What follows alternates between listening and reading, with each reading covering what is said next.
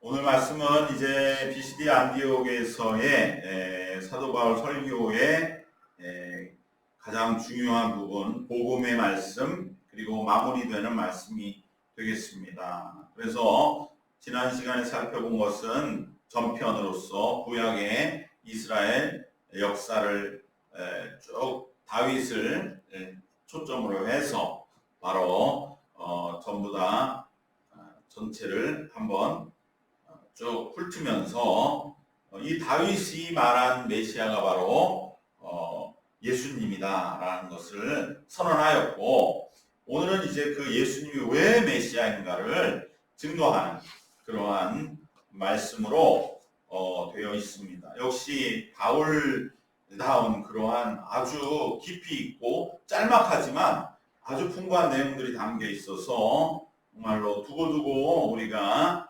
설교의 대표로 삼아도 손색이 없는 귀한 말씀이 되겠습니다. 결국은 이 말씀의 목적은 예수님을 증거하는 것이고요. 그 예수님을 증거하는 방식을 정리해 봤을 때 바울은 예수님을 세 가지 기둥을 세워서 증거하고 있다. 그래서 오늘 말씀은 예수님을 증거하는 세 가지 기둥이라는 그러한 주제로 살펴보도록 하겠습니다. 결국 예수님을 메시아로 증거하는 것, 우리가 어떠한 일을 증언하고 증거하는 그러한 역할을 증인으로서 감당할 때에 그것과 다르지 않은 그 어떤 사실을 증언하는 것과 마찬가지로 우리는 예수를 증거한다는 것이죠. 우리가 재판의 증거에 세 가지가 있다. 보통 그렇게 이제 법에서 말을 하는데, 첫 번째가 물증이고, 두 번째는 서증, 세 번째 인증입니다. 근데 증거의 왕은 자백이다. 그래서 자백하면 다 끝나고, 그런데 보통은 자백을 안 하니까 증거를 세울 때 물증, 서증, 인증 순서로 증거력이 높다 이렇게 말을 하는데, 오늘 물증은 이제 물건의 증거, 서증은 서류, 그 다음에 인증은 증언, 이 세 가지 중에 최고는 물증, 물건의 증거에서 속장 못하는 것이고요. 두 번째가 이제 서류고요. 세 번째가 사람의 증언입니다. 사도 바울도 어쩌면 그가 그러한 변증법에 능통한 그러한 사람이었기 때문에 그런지 몰라도 오늘 말씀을 우리는 이렇게 세 가지 기둥, 이것을 세 가지 증거, 바로 물증이라고 하는 것은 가장 강력한 증거지만 예수님을 어떻게 물건으로 증거하겠습니까? 그래서 우리는 물건이 아니라 영을 증거하는 사람들이니까 첫 번째는 이름 붙이기를 영증이다. 물증이 아니라 영증, 영적 증거, 이것을 제시하고 있고요. 두 번째, 세 번째 똑같습니다. 서증, 인증. 그래서 이 순서로 한번 살펴보도록 하겠습니다. 그럼 영적인 증거가 뭐냐? 그것은 바로 오늘 이 본문에 나오는 세례 요한, 그 세례 요한의 증언이 바로 영적인 증거를 우리에게 보여주고 있다는 것이죠. 그래서 세례 요한이 증언하는 그러한 예수의 모습은 영적인 증거가 된다는 것입니다. 세례 요한은 매우 당시에 숭상받는 지도자로 그 명성이 퍼져 있었습니다. 그래서 그의 명성은 이 먼 곳 비시디 안디옥까지 전해져 있기 때문에 사도 바울은 여기에서 세례 요한을 또 언급하고 있는 것입니다. 그런데 세례 요한의 그 훌륭함은 그 한계가 분명했는데 그것은 인간적인 훌륭함이었다는 것이죠. 세례 요한은 제사장 가문에서 태어났고요. 그래서 그의 교육 환경이 아주 좋았다 할 수 있겠죠. 그리고 그는 금욕적이고 절제된 일생을 살았습니다. 낙타 털옷을 입고 메뚜기와 석청으로 대표되는 그러한 아주 금욕적이고 절제된 깨끗한 수도자적 인생을 살았고, 그리고 그의 메시지는 너무나 강력해서 듣는 사람이 벌벌 떨 정도였었던 것이고, 바리새인과 당시 많은 율법사들을 그들을 회칠한 무덤으로 그야말로 심판할 때는 누구도 그 두려움 앞에 감히 고개를 들지 못할 정도였습니다. 그리고 세례 요한은 아시다시피 의롭게 죽었습니다. 어떻게 보면 우리가 여기서 예수님의 십자가의 죽음과 세례 요한의 죽음을 비교를 해보면 많은 사람들은 그래 세례 요한이 훨씬 더 훌륭한 사람이었구나 이렇게 생각했을 것입니다.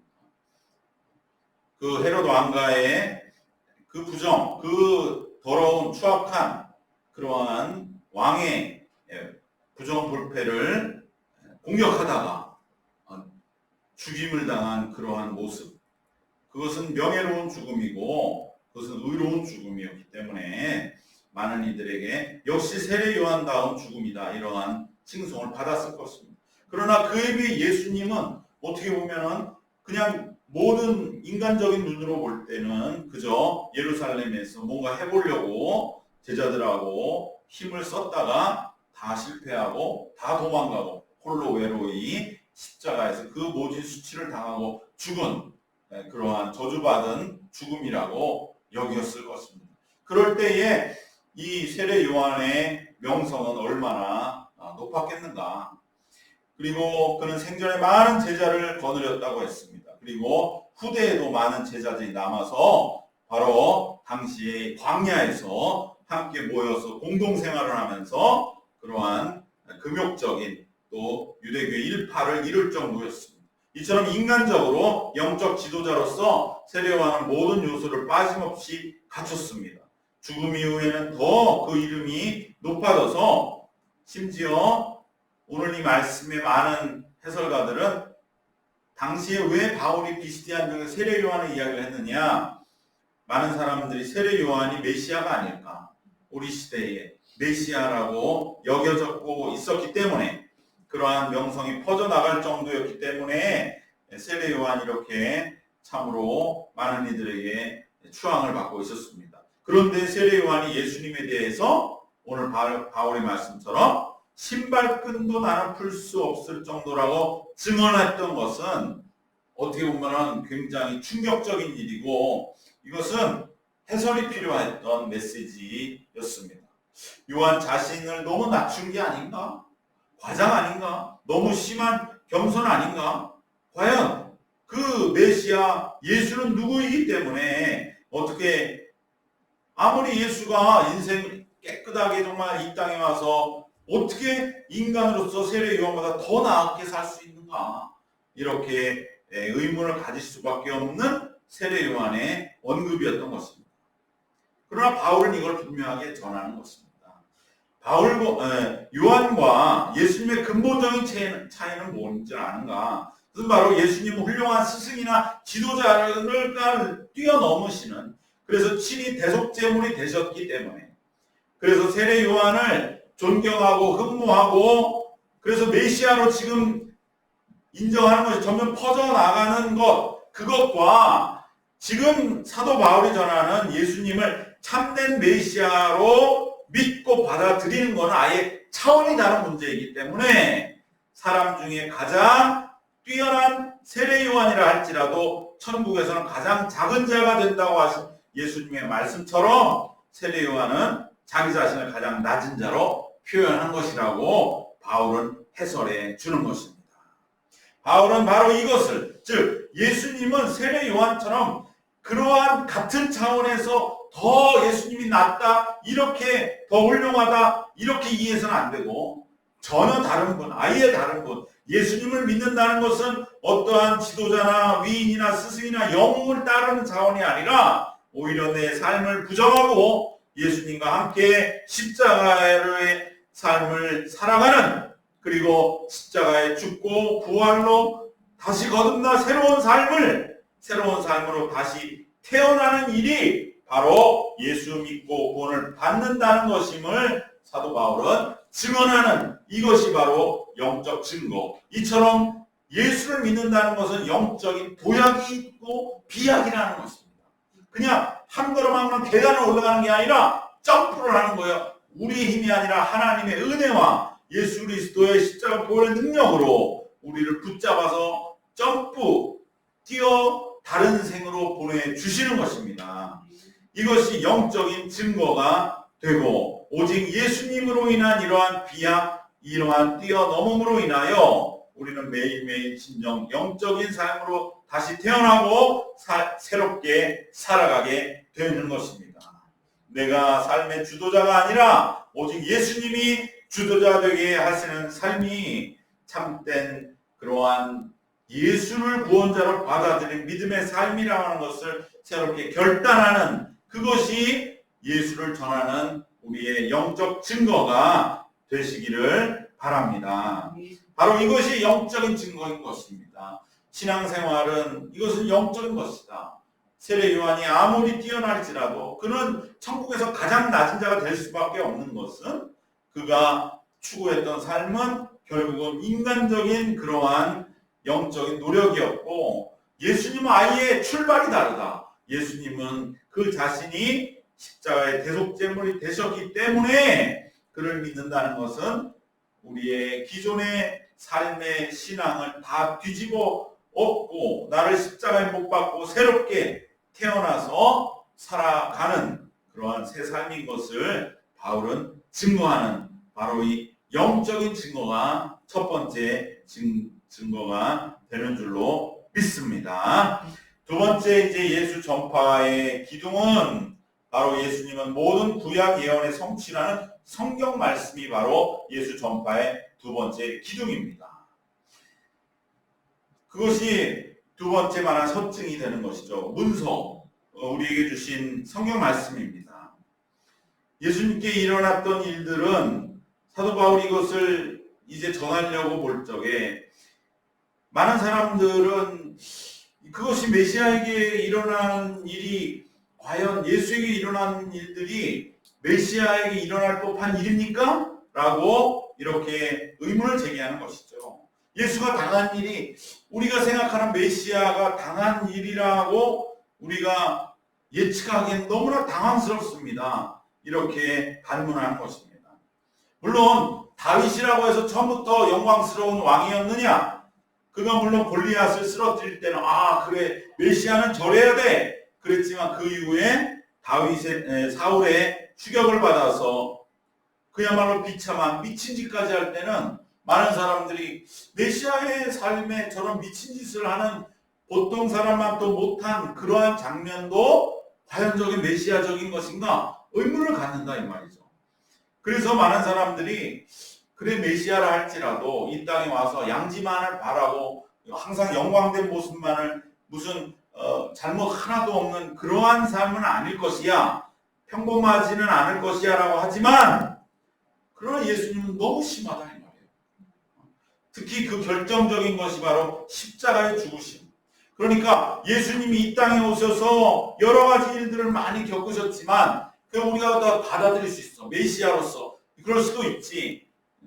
동네에서 쫓겨나기도 하고, 또 형제들과 때로는 갈등하기도 하고, 또 여러 가지 어려움들을 겪으면서 예수님도 외로워하시기도 하고 눈물 흘리시기도 하고, 다 그거 좋다 이 말이에요. 메시아가 그럴 수 있어. 그런데 한 가지 마지막 이해가 안 되는 건 왜 그런데 십자가에 죽냐 이 말이죠. 그거는 참 어렵다. 그것에 대해 바울은 말씀하는 것입니다. 구약의 모든 말씀이, 특히 메시아에 대한 말씀을 너희들이 항상 애우지 않느냐. 오늘 본문에도 선지자들이 안식일마다 애우는 바 선지자들의 말, 안식일마다 너희들이 애우고 있는 그 선지자의 말을, 정말 그 말을 겉만 보고 애우지 말고 그 깊은 속, 그 선지자들의 말, 메시아에 대한 관한 말씀, 그것을 살펴보면은 바로 예수님이 하신 일, 특별히 예수님의 십자가의 죽으심이야말로 구약이 가르치는 메시아의 참된 모습을 그대로 완성한 것이라는 사실을 사도 바울은 너희들은 분명히 그것을 깨닫게 될 것이라고 강변하고 알려주고 있습니다. 바울은 그래 너희들이 안식일마다 애우는 선지자들의 말, 구약을 애우니까 너도 나도 다 애우는 거야. 그런데 그 안식일마다 애워서 잘 알고 있다고 하는 선지자들이 말한 진정한 하나님의 메시아에 관한 뜻이 무엇인지 아느냐? 참된 메시아가 어떤 분이라고 구약에서 말씀하는지에 대하여 구약 성경을 찬찬히 뜯어보면 결코 구약이 예언하고 있는 메시아는 다윗이 왕일 때의 그러한 메시아, 다윗 왕의 모습과 같은 그러한 메시아를 뜻하고 있지 않다는 것입니다. 바울은 이것을 선언하고 있는 것입니다. 하나님이 진정 우리에게 보내시기 원하는 메시아, 궁극적인 메시아는 오히려 예수님과 같은 메시아를 예언하고 가리키고 있다고 하는 것을 구약의 본문에 그냥 안식일마다 습관적으로 듣지만 말고 그것을 정말 붙들고 씨름하고 내 삶을 걸어서 그 말씀 속에 들어가 보면 깨닫게 된다고 바울은 말씀합니다. 왜 그렇습니까? 이것은 자기의 고백이거든요. 바울이 회심 이전에 자신이 구약 율법에 대한 오해가 있었다고 하는 뼈저린 자기의 그 생애, 삶의 그러한 엄청난 후회와 실수를 담고 있는 자서전적인 고백이기 때문에 더 바울은 자기의 인생을 담아서 선포하고 있는 것입니다. 내가 구약을 오해해서 스데반이라고 하는 그 거룩한 자를 순교에 이르게 한 그 괴로움의 원인을 찾아가니까 나도 바로 구약을 잘못 보고 있었다. 누구보다 잘한다고 생각했지만 완전히 거꾸로 알았기에 스데반을 순교하기도 했고 또 많은 그러한 실수를 범했다는 깊은 뉘우침을 이 선포의 밑에 깔고 있었기 때문에 이 증언은 더 강력한 힘을 뿜어내는 메시지가 되었습니다. 사도 바울은 좀 더 자세하게 그러면 구약 성경에서 말한 참 메시아의 요건이 무엇이라고 들고 있다고 너희는 생각하느냐에 대하여 사도 바울은 세 가지를 대표적으로 제시합니다. 첫째는 하나님의 아들이어야 된다. 메시아는. 두 번째는 다윗의 자손이어야 된다. 다윗 왕권의 계승자여야 된다. 세 번째는 죽어서 썩지 아니어야 된다. 이 세 가지를 들면서 바로 예수님은 이 세 가지의 메시아 요건에 참으로 부합하셨다라고 말씀하고 있는 것입니다. 바로 32절부터 자세하게 나와 있는 그러한 구약의 말씀이 증거하는 그 메시아 약속의 내용의 세 가지 메시아 요건입니다.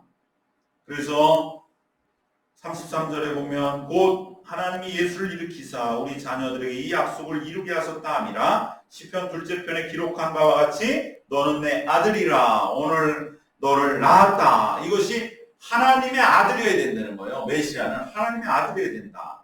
근데 당시의 왕에게는 다 하나님의 아들이라고 대관식 때 당신은 이제 하나님의 아들입니다. 신의 아들입니다. 이렇게 붙여주는 거거든요. 근데 그건 형식적으로 누가 다 들으면서도 아유 저게 무슨 왕이야? 이렇게 생각하는 사람. 그러나 그것은 하나님이 왕이니까. 그런데 정말 예수는 하나님의 아들입니다. 바울은 그것을 이제 당장 설명하기는 어려워도 앞으로 설명하고 여러분 믿으면 알게 된다. 그 확신을 가졌던 것이고요. 두 번째 34절에 또 하나님께서 죽은 자 가운데서 그를 일으키사 다시 썩음을 당하지 않게 하실 것을 가르쳐 이르시되 내가 다윗의 거룩하고 밑분 은사를 너희에게 주리라 하셨으며 이것이 바로 두 번째죠.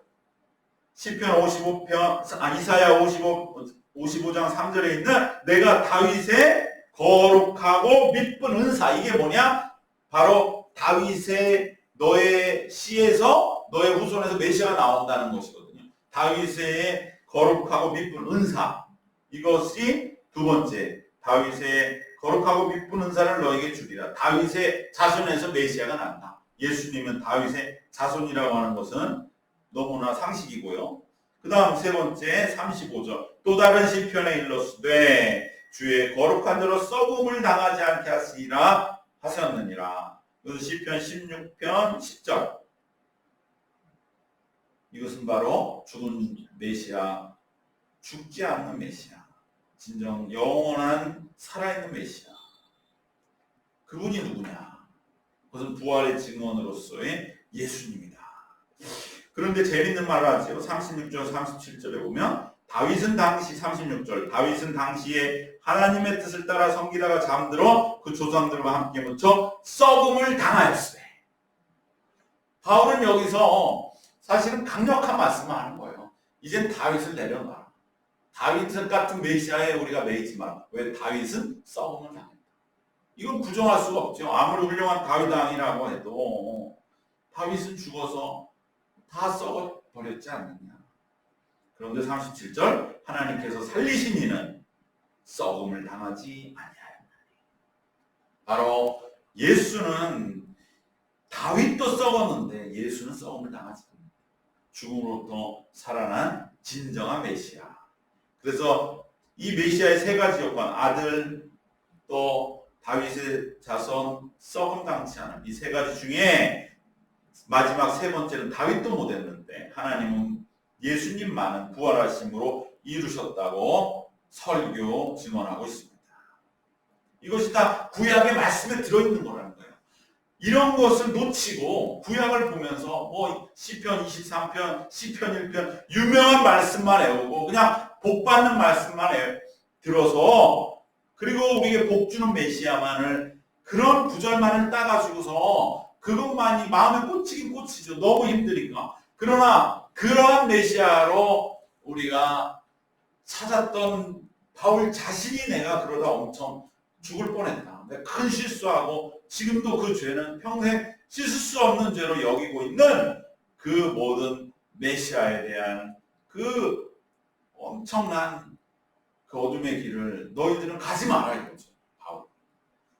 결국 우리 믿음의 반석이 말씀인 것처럼 예수님의 메시아이심에 대한 믿음을 우리는 확고해야 하기 위하여 두 번째인 이 성경 말씀을 늘 가까이 하고 듣고 나눠야 할 줄로 믿습니다. 마지막 세 번째, 마지막 예수 증거의 세 번째 기둥은 처음 말씀드린 것처럼 바로 이제 영적 증거, 이제 문서적 증거, 마지막 사람 증거, 즉 사람이요 증인입니다.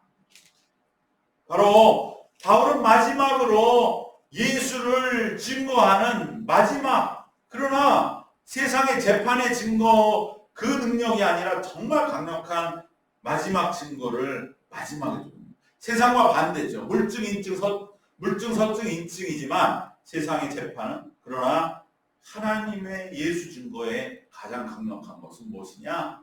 사람이다. 여기에 사람에는 바울도 포함됩니다. 자기 고백을 담는 것이죠. 우선 그가 말하는 그 증인들, 인적인 증거들은 31절에 나와 있는 것입니다. 31절 말씀, 갈릴리로부터 예루살렘에 함께 올라간 사람들에게 여러 날 보이셨으니 그들이 이제 백성 앞에서 그의 증인이라. 무엇을 증언해요? 바로 앞절 30절이죠. 하나님이 죽은 자 가운데서 그를 살리신지라. 부활을 증언하는 그 증거는 다른 데서 찾지 말고 바로 목격한 증언자들, 그들이 오늘날 예루살렘과 이 BCD 안디오 온 소아시아와 이제 로마에 퍼져서 예수의 부활을 증거하고 있지 않느냐. 그들이 자신의 인생을 다 내팽개치고 오직 예수님의 증거를 위해 목숨도 버리면서 온갖 삶의 탄압과 박해와 핍박을 받으면서도 바로 증언하고 있는 그 증거를 어떻게 외면할 수 있느냐. 한 사람의 인생을 그렇게 우리들이 모독하고 가벼이 여길 수 있는 것이냐. 목숨을 걸고 증언하는 그 증거가 진실이 아니라고 어떻게 말할 수 있느냐. 바로 예수님의 메시아 되심의 결정적인 사건이 되는 부활을 증거하는 결정적인 열쇠는 바로 그 부활을 목격한 증언자들이라고 바울은 강변하고 있으면서 당시에도 오늘날도 예수 부활을 증거하고 있다고 하는 그 증언자들이 더할 나위 없는 부활이 사실임을 선포하고 있다고 바울은 말씀합니다. 그리고 이 증인이 사람의 증거에는 바울 자신이 응당 포함이 됩니다. 전도의 마지막은 전도자의 자기 고백입니다. 즉 자신의 삶을 증거로 내놓는 것입니다.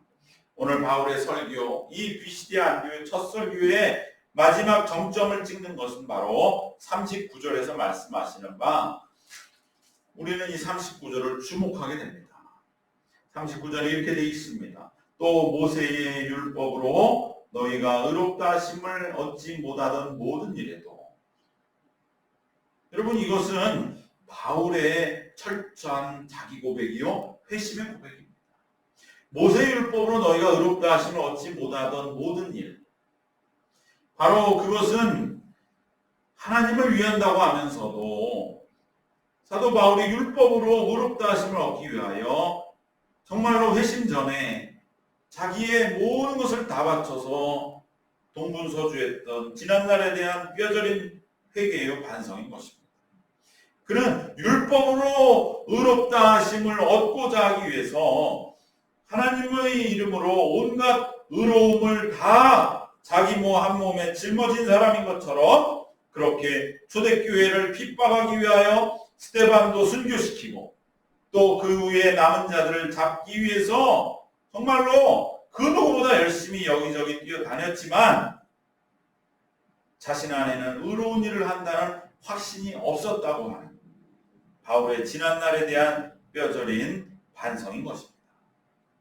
또 율법으로 모세의 율법으로 너희가 의롭다 하심을 얻지 못하던 모든 일, 이것이 자신의 체험이었기 때문에 바로 이곳 회당에서 모세의 율법으로 인한 의로움을 직접적으로 추구하며 나름대로는 마음의 자부심을 가지고 일생을 살아온 이들에게 자신 있게 그 율법의 수고로는 의롭다고 여러분 지금 여기지 못하고 있지 않습니까? 라고 감히 입을 열어서 바울은 지적하고 반박할 수 있는 것입니다. 모세의 율법으로 너희가 의롭다 하심을 얻지 못하던 모든 일, 자기의 인생의 고백이었던 것입니다. 그때 회당은 그 말씀을 어떻게 받아들였을까? 어떻게 보면 자기의 영적인 모든 인생에 아주 비수를 꽂는 듯한 이 말씀 앞에 하나님의 역사가 이루어지게 되는 줄 믿습니다. 39절 모세의 율법으로 너희가 의롭다 하심을 얻지 못하는 모든 일에도 이 사람을 힘입어 믿는 자마다 의롭다 하심을 얻는 이것이라, 이것이 바로 내가 여기까지 전하기 위하여 온 복음이다 라고 바울은 말씀하고 있습니다. 이것을 위하여 바울은 그동안 그렇게 하나님 앞에 몸부림쳤고 바울의 기도가 여기에 있었을 것입니다. 그럴 때 그 회당에 모인 이들은 그래, 우리가 하나님 앞에 진실해지자. 그래, 맞는 말씀이다. 우리가 율법으로 의롭다 하시면 얻지 못하는 그 뭔가 마음의 어둠의 한 구석을 가지고 이곳에 지금 있는데, 그래서 우리 신앙의 앞날 앞에 탄식하는데 바로 참되고 진정한 복음이 이곳에 임하였던 것을 보면서 그들은 이제 회개와 예수 그리스도 복음 믿음의 역사를 마주하게 되었던 것입니다. 우리 삶의 체험적 신앙 고백이 이처럼 가장 강력한 예수님 증거의 마지막이고 결정적인 기둥이 됩니다. 오늘 말씀 결론을 맺겠습니다. 오늘 본문에서 우리는 사도 바울이 전하는 예수 증거의 세 가지 기둥을 세우는 바울의 설교를 듣게 됩니다. 첫 번째는 영적 증거입니다. 예수를 믿는다고 하는 것은 영적인 도약이고 비약이다. 그것은 세례 요한의 그 수준이 아니라 거기서 좀 더 나은 것이 아니라 그 안에 단절하고 새로운 삶을 사는 훈련이라는 것을 바울은 증거하는 것입니다. 두 번째는 예수님의 메시아 되심은 구약 성경의 성취인 것이다. 구약을 진정한 눈으로 봐야 되고 그럴 때 우리는 왕이자 아들이자 썩지 않음이라고 하는 성경이 제시하는 3대 메시아의 요건이 예수에게 이루어졌으면 반드시 인정하게 될 것이라고 말씀합니다. 마지막 세 번째, 부활의 증인들이 증거하고 있다. 그리고 무엇보다도 바울 자신이 얻은 그 믿음으로 의롭다 하심, 자기의 철저한 지난날의 실패, 그 실패를 이제는 털고 일어나서 함께 믿음으로 인한 삶으로 그곳에 모인 이들을 정말로 인도하고 함께 동행하기 위하여 바로 이 비시디 안디옥까지 왔음을 전하는 이 바울의 증거를 볼 때 복음의 역사는 일어나기 시작했음을 우리가 보면서 우리의 삶에도 이러한 예수님을 증거하는 복음을 전파하는 일들에 쓰임받는 놀라운 역사와 함께 하시기를 주님의 이름으로 축원합니다. 기도하겠습니다. 하나님 감사합니다. 사도 바울의 비시디아 안디옥의 말씀이 우리의 마음에 영원히 새겨져서 우리도 예수를 전함의 영적인 증거와 또한 하나님의 말씀과 사도들과 또 우리 믿는 신앙인들의 증언, 특별히 우리의 삶의 체험의 증거를 통하여서 복음을 전파하고 한 영혼이라도 구원해 나가는 복된 삶을 사는 저희들 되도록 이끄시고 붙잡아 주시옵소서. 감사드리며 예수님 이름으로 기도드리옵나이다. 아멘.